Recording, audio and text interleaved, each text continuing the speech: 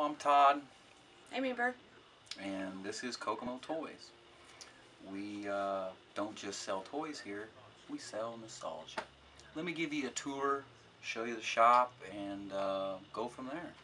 Here we like to display all of our vintage stuff in cases when we get the chance. We've got some Transformers. We've got Star Wars from the 70s and 80s, all the vintage stuff we played with in our generation. A lot of value, all about condition. Moving down one more case, we got the Masters of the Universe, He-Man, one of my favorites. We've got She-Ra mixed in. Of course, a lot of the villains from that line came out in the He-Man boys section, but they were actually She-Ra villains in the cartoon. Hordak, She-Ra's adopted father who kidnapped her. Strange. Next case, we've got some of the 80s Mask, Thundercats. Ho-ho! Got those, got the shirt, rocking it. We got Chitara. We've got Panther, Snarf, got them all. Up top, of course, we got some of the minis and some more Star Wars stuff. Next couple cases, got just some miscellaneous obscure stuff. Some of the girl toys, we sell a lot of the girl toys. Above our head, we've got all kinds of the vintage Star Wars planes, classic Kenner. Kenner, a lot of people don't know, was formed in 1947. The Kenner Company manufactured soap and soda. Who would have thunk it? Star Wars, you know, in the 70s and 80s, everybody loved them. It's the classic, you know, Star Wars figures that really hold their value from the 70s and the 80s. When they come out in the 90s, the Power of the Force was so overproduced, you could get it at the hardware store, the grocery store, the toy store. They were everywhere. Not a lot of value. A lot of guys, you know, had already collected that stuff when it came out, and they didn't want to miss the boat on the stuff being worth money, because, you know, the stuff later on was worth a lot of money. Working our way down the aisles, we've got a whole wall of Joes. G.I. Joe, of course, the new movie, Retaliation. This is the first wave in the early 2000s. Of course, we get into the good stuff. Pursuit of Cobra, Renegades from the cartoon. Really good on the Hub channel. If you haven't seen it, check it out. Put a lot of our box stuff here. Keep them on the racks. More modern stuff. You know, we're not only a vintage toy store, we also deal in modern stuff. So we've got wholesale accounts just like any other, you know, big department store or whatever. We have wholesale accounts with all the major toy companies, number one being Mattel, number two Hasbro. So we get all the new stuff when it comes in. We typically get it a lot quicker, so we get a lot of customers come in. They know they can get it here before Target or Walmart. Not the name drop. Target or Walmart get them. We don't have the distribution that they do, so that actually delays them in getting new product in the store. So we actually get it in before they do, and a lot of people like to have their stuff knocked out. They don't have to go hunt for it. They know they just come to Kokomo Toys, and right there's all the new waves and new figures that are available. So some of the old McDonald's toys. Not a lot of value in a lot of the McDonald's toys. There's some things that could be worth a lot of money, but the problem with McDonald's toys is a lot of people think that, you know, the McDonald's toys be worth some money. I know there's a few collectors out there, but there's just not a whole lot of value in them. The reason being is McDonald's is the #1 distributor of toys in the world. So they are massively overproduced. They actually, I think they hurt action figures and toys in the sense that they're such low quality.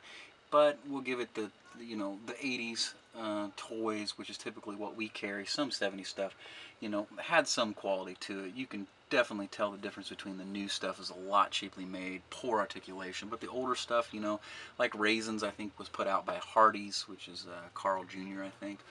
They were, you know, obviously really popular. They were kind of fit in with the Smurf scale, so a lot of people like those, and they'd pick those up. But nowadays you couldn't get the type of quality that they had in the 80s. The loose stuff that comes in, Mary Jane and Marvel Universe stuff that's been looted to what was, you know,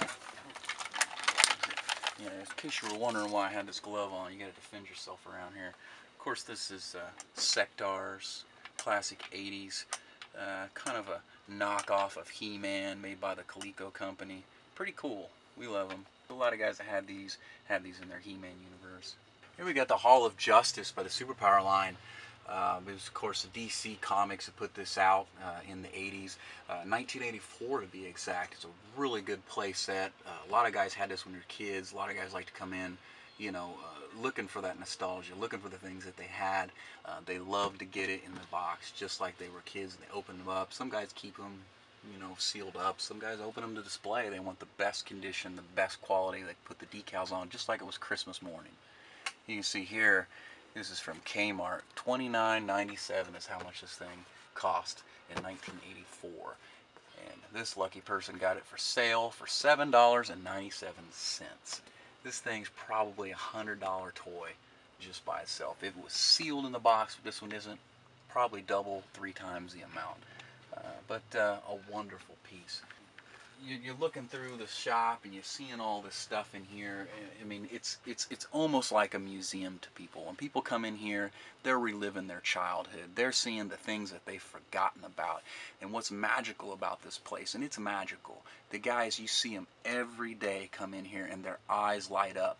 And what's really special is that they're sharing it with a whole nother generation. These guys that are coming in, that are my generation, maybe your generation, they're seeing all these stuff, you know, these toys that they've played with when they were a kid and they loved for the first time again in 20 years and 15 years and 25 years, and they're sharing it. What's special is they're sharing it with their kids and introducing this stuff and these toys to their kids. So they're buying stuff for themselves, they're buying stuff for their kids, and just the quality and the selection of vintage stuff is just so much more vast and so much more nostalgic. Here is the USS Flag, definitely one of my personal favorites. When I was a kid, there was a guy that lived a couple blocks down. I used to go to his house every day after school and play with this thing. He had it set up in his garage. The USS Flag came out in 1985. It retailed for about $100. So you can imagine how much that would be today. What, $300–400? This toy is the largest playset ever made. It stands 7.5 feet long. USS Flag. It was based after the aircraft carrier Nimitz. Nimitz, am I saying that right? Nimitz? Amazing piece. 7.5 feet. Still today the largest playset ever made. You can see it's kind of weird. You've got the Imperial Shuttle, which is obviously from Star Wars, another good piece on top of it. A lot of guys would complain. And it's got obviously Eternia. Wow. 1986. This is Mattel's largest playset made for the He-Man line. Really the holy grail of the He-Man line. There's certain select few figures that were last in the series that were really hard to find and obscured, collectors love, but the Eternia, largest playset, would be equivalent to the USS Flag for G.I. Joe, and this would be the large playset for the Masters of the Universe He-Man line. Another piece sold for $129.99, which was the Defiant, which was the space shuttle complex. Today it is the largest, today it is the most expensive playset that Hasbro had ever made. $129.99. There's some more Sectars we got over here, and of course Cobra Commander, always guarding the fort, keeping out G.I. Joe. Ewok Village, 1983. Who as a kid didn't have this thing? I mean, it had it all. Everything you needed. You didn't have it? You didn't have the Ewok Village? No, in 82 Joe started. Oh, man. But your Joes could work on there. No, that's crossing the street. Yeah, we run the store, and we do our online business. Sell a lot of our stuff online. We do it here in the store. But we also, we do a lot of stuff with flea markets. We're always going through flea markets and picking flea markets. We're going to toy shows, different comic book conventions, places like that. Networking with other dealers, buying their collections. Sometimes we'll buy their whole booth. It just depends on what they got. I'd always loved, toys even in my teenage years, but I'd always secretly collect. obviously I was into more things that teenagers are into. I remember hiding my G.I. Joes when my friends would come over, but I had them stashed up in the top of my closet. And then when I got a little bit more older, 19, 20, I started getting back into it a little more. And I think when we moved here, after we'd gotten married, we bought this house and moved here in this side of town. We had to have an entire U-Haul truck just for the toys that I had. So at some point, I think we just realized that, you know, maybe we should start selling some of this stuff, and that's really how we got our start. Hey, put the phone away. When you're done, do some sleeping. Okay. Use your chores. Take it.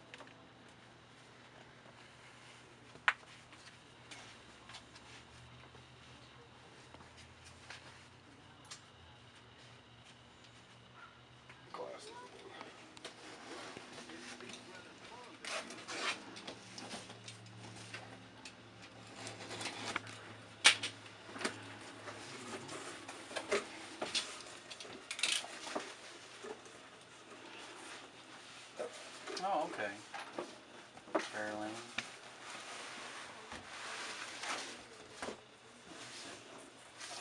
That's it. Fairlane. Submarine Beetles. All right, then. Let me see. I used a lot of online stuff to get a good idea of what things are worth.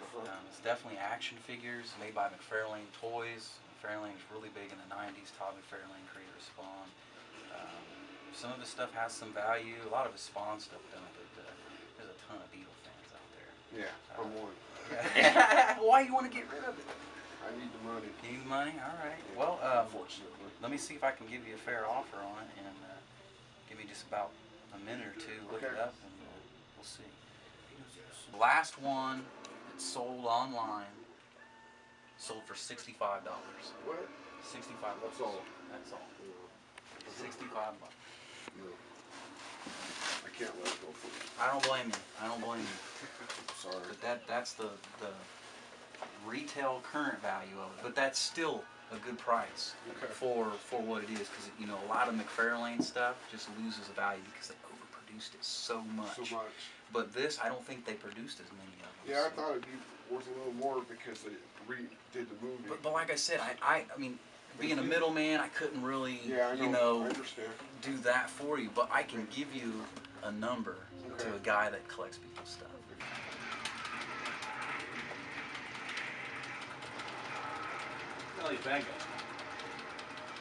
Oh, hey, the camera's on. Sweet. You take care, man. You can handle all that. Hey, I'm Gary. And this is Kokomo Toys, and I'm here to show you a little bit more about the modern era of G.I. Joe. Come on over here. Something like this is typically what a modern figure would look like. Many points of articulation: the wrists, the elbows, the shoulders, the heads, 2 points at the knee. Sometimes the ankle will also have points of articulation. So this is actually the set that came for this year's 2012 G.I. Joe convention that was in New Orleans. As you see here with the little tag, New Orleans, and the little pin. And this is actually the Iron Grenadiers versus the October Guard. The October Guard is the Soviet Union's version of the G.I. Joe team. Now granted, we are still living back in the 80s in the Joe universe, so the Soviet Union is alive and well, comrades. Perestroika and Glasnost does not exist at this point. Against it is the Iron Grenadiers, and the Iron Grenadiers is a faction of, well, not necessarily officially a faction of Cobra. They are considered the bad guys, but actually it's more a faction of Destro. Destro is the arms supplier for Cobra. Stop! This is crazy.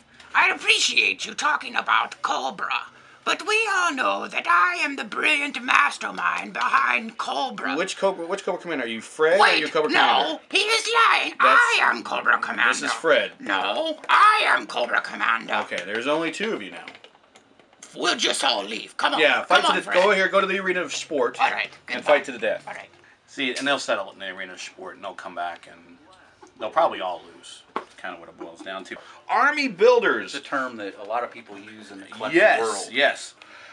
Well, G.I. Joe is a team of individuals, so when the first 13 Joes came out, you only had 3 Cobras. You had a Cobra officer, a Cobra trooper, and Cobra Commander. Cobra Commander actually was a mail away, so you really only had 2 at the time of the initial launch in '83. So when your parents went out and bought you all the Joes and all the Cobras, Cobra was kind of outgunned if you got one of everything. So army building is it's a general phrase we use. We're going out and getting multiple of the army builders. Army builders are the faceless, nameless Cobra troopers in the blue that have the bandana over their face. Collecting many of those so you can have an army for Joe to go against. And the idea is you want to get as big of his army as you can, because remember, Joe wasn't all of the U.S. military. It was just the best of the U.S. military. So you'd always want to put Joe at the disadvantage versus Cobra. So you wanted a large Cobra army, and then you had the sheer training power of the good guys, and you know, good always triumphs over evil. Well, what was that? The Spaceballs. Evil always triumphs over good because good is dumb. Well, it's kind of the other way around in this case. So there you go. That's the army building. That's a phrase that a lot of people are unfamiliar with. Star Wars fans are definitely familiar with that. I have seen legions and legions and legions of clone troopers, stormtroopers, that time in a lot of people's collections. Same thing with G.I. Joe. Army builders you'll see could be any type of Viper, any type of Cobra Trooper. Joe, there's not much to army build. But recently we've started getting the Steel Brigade figures, and that's kind of the nameless, faceless Super Joe that they can build their ranks up with. But Joe doesn't have much in the way of the red shirts from Star Trek, so to speak, the little cannon fodder. So Joes typically die less on average than your average Cobra. Just looking around, it's really awesome in here. I can't believe all the different stuff that you've got in here. It's just amazing looking at your ceiling. You know, a lot of this stuff I've seen or I've played with before as a kid. So it's kind of like having memories above my head. Hello, Andrew. I help out here at Kokomo Toys. I'm kind of the resident 12-inch G.I. Joe expert and most anything before 1980, so that fills in Johnny West, Lone Ranger Gabriel, $6 Million Man. You know, if that stuff comes in, it kind of falls to me to sort it and process it. The term action figure was coined because Hasbro did not want to sell a doll, so they actually had to use the term action figure for G.I. Joe as to get him on to get the president to sign off on the concept.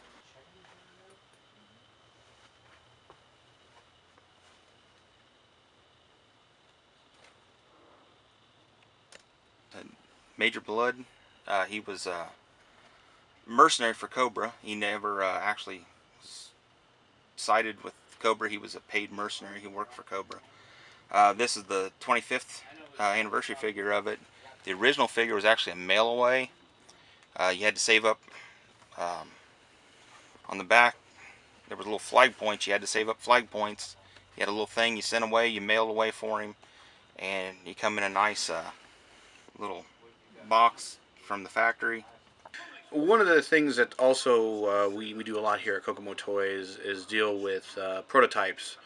A lot of girls that come in here with their husbands, their boyfriends, their brothers, and we start talking about toys, and they don't realize that their toys are actually, in a lot of cases, worth more than their others' collection.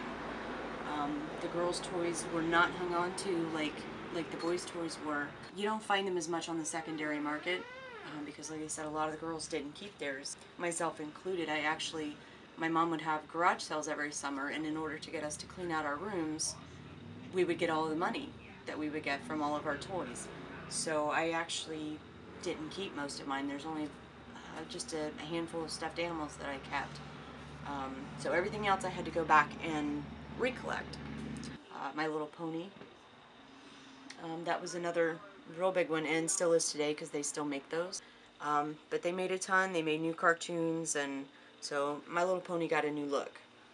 So what I have here is I got 3 different examples of the same figure from the latest Pirates of the Caribbean movie. This is the Penelope Cruz character.